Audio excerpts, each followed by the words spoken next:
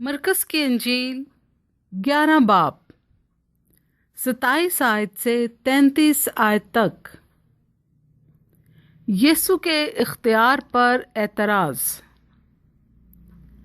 फिर वो यरूशलेम में आए और जब वो हैकल में फिर रहा था तो सरदार काहिन और फक्की और बुजुर्ग उसके पास आए और उससे कहने लगे, तू इन कामों को किस इख्तियार से करता है, या किसने तुझे ये इख्तियार दिया कि इन कामों को करे?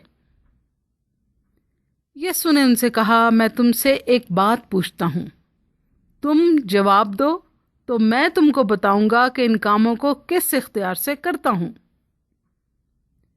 यूहन्ना का बपतिस्मा आसमान की तरफ से था या इंसान की तरफ से?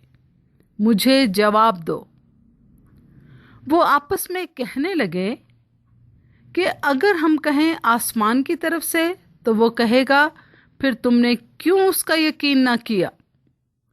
और अगर कहें इंसान की तरफ से तो लोगों का डर था, इसलिए कि सब लोग वाकई यूहन्ना को नबी जानते थे। बस उन्होंने जवाब में यीशु से कहा, हम नहीं जानते।